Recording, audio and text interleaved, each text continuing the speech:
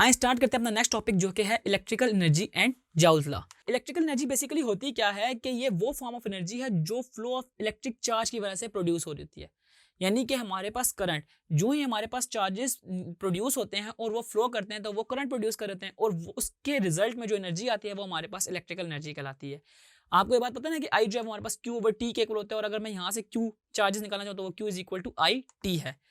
So the energy supplied by the q charge in t second वो हमारे पास क्या होगा, वो होगा V इंटू आई इंटू टी। यानी कि हमारे पास कितना करंट और वोल्टेज जो है इतने टाइम में गुजरा है वो हमारे पास टोटल एनर्जी सप्लाइड के इक्वल होगा। ठीक है जी।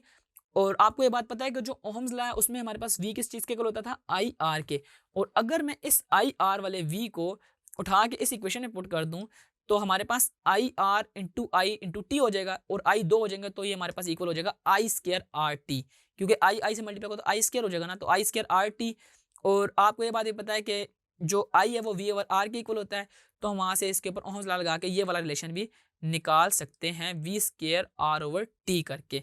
आपने इक्वेशंस याद रखनी है, हम अपने आने वाले न्यूमेरिकल्स में इनको यूज कर रहे होंगे। अब फॉर एग्जांपल यहाँ पे बात की जाए, the amount of heat generated in resistance due to the flow of charges is equal to the product of square of current R and the time duration. ये जो हमने पीछे इक्वेशन निकाली ये उसी की बात कर रहा है।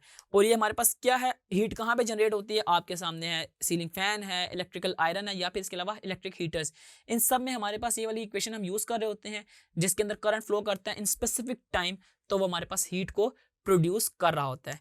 तो आए एग्जाम्पल को सॉल्व करते हैं कि if a current of 0.5 ampere passes through a bulb connected across a battery of 6 volt for 20 seconds, then find the rate of energy transfer to the bulb। पहले हमने एनर्जी ट्रांसफर का rate निकालना है यानी कि पर टाइम निकालना है। Also find the resistance of the bulb. ठीक है जी। आपके पास गिवन डाटा क्या है, आपके पास गिवन डाटा है आई दैट इज 0.5 एम्पेयर्स। इसके अलावा आपके पास वोल्टेज है 6 वोल्ट और टाइम है आपके पास 20 सेकेंड्स।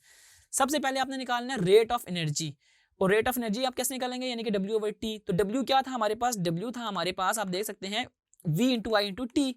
ठीक है, हम यहाँ पे W को यूज करें, W is equal to V into I into T.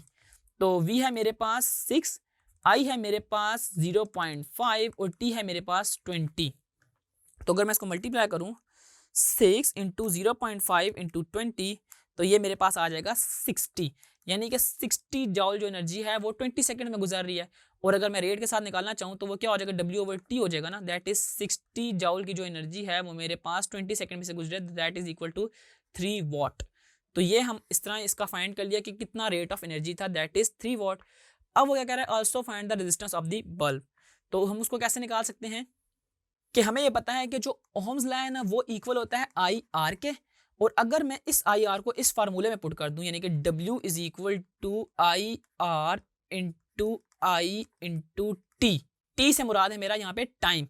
तो आई इंटू आई किस चीज के इक्वल हो जाएगा, आई स्केयर आर और टी, यहाँ पे आ गया W। अब W की जगह मैं क्या लिख दूंगा 3 और मेरे पास जो है हमने इसमें निकालनी है रेजिस्टेंस, तो आई हमारे पास है दैट इज 0.5 का स्केयर, आपको पता है ना, जबकि हमारे पास जो टाइम है वो है 20।